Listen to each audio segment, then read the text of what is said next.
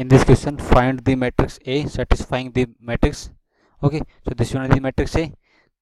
So multiplication of this one matrix and this A matrix and this one is equals to identity matrix 1 0 0 1. Okay, so सबसे पहले हम देखते हैं, suppose this one matrix is B, A and this one is C, which is gives an identity matrix.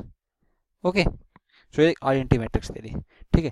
तो हम A कैसे निकाल सकते हैं? अब हम क्या करते हैं, इसको multiply with B inverse. So this is equals to B inverse B A C is equals to B inverse I, क्योंकि दोनों तरफ B इनवर्स से मल्टीप्लाई कर दिया। So B inverse B is identity matrix, so this is identity matrix A C equals to B inverse I। Okay, now अब हम इसको C inverse से मल्टीप्लाई करते हैं, तो I A C into C inverse equals to B inverse I, इधर भी C inverse से मल्टीप्लाई करेंगे, ठीक है।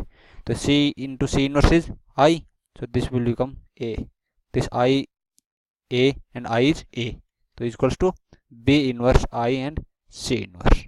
Okay, so means A matrix है क्या? Actually A matrix हमारे क्या है? B inverse into I identity matrix into a C inverse, or we can say that A is equals to B inverse C inverse है, हम ये भी कह सकते हैं, क्योंकि I के साथ मल्टीप्लाई होने के बाद B inverse as it is रहता है। तो हम क्या कह सकते हैं, एक A मैट्रिक्स क्या है? Multiplication of the inverse of B and C। Okay, so B और C क्या है? B और C, यहां से हम इसको और सिंप्लीफाई करना कोशिश करेंगे, तो यहां से B इनवर्स C इनवर्स क्या लिख सकते हैं, इसको हम CB इनवर्स लिख सकते हैं, इसको हम लिख सकते हैं। क्यों? क्योंकि हम जानते हैं कि AB इनवर्स क्या होता है, B इनवर्स इंटू में A इनवर्स, मीन्स पीछे का पहले और आगे वाला बाद में, मीन्स इसको लिखते हैं CB इनवर्स। ओके, C हमें पता है कौन सी मैट्रिक्स है, this one is the C matrix and this one is the B matrix. तो means multiplication of this matrix and after that inverse of that matrix equal to an A matrix. Okay, तो हम CB find out करेंगे। Firstly हमारा क्या target है, CB। C matrix क्या है? C का एलिमेंट है -3 2 5 -3, -3 2 5 -3 C, and B matrix is 2 1 3 2 2 1 3 2। So multiplication of this two matrix क्या हो जाएगा हमारे पास, रो बाय कॉलम मल्टीप्लाई करेंगे, तो multiply this row with this column, so this one -6 + 6 and then multiply this row with this column, so this will become 10 - 6 10 - 9।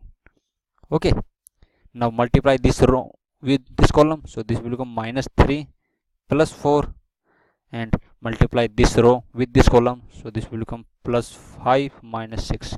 okay, तो CB matrix हमारे पास क्या आ गया, 0 1 1 -1, ये आ गया हमारे पास CB मैट्रिक्स।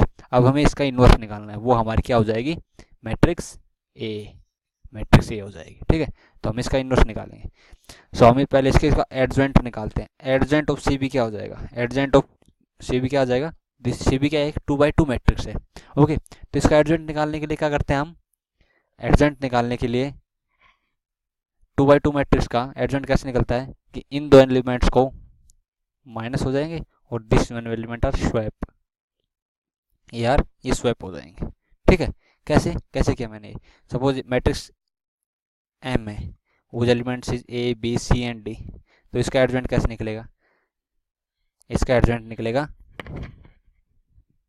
इन दोनों एलिमेंट्स को स्वैप करेंगे तो हो जाएगा D × A एंड इन दो एलिमेंट्स को माइनस से मल्टीप्लाई, तो -B -C, तो ये आ गया हमारे पास एडजॉइंट ऑफ M। तो सेम एज इट इज यही किया हमें इन दोनों को माइनस से मल्टीप्लाई किया है और इन दोनों को स्वैप कर दिया है, ठीक है। सो हमारे पास ये एडजॉइंट ऑफ CB आ गया।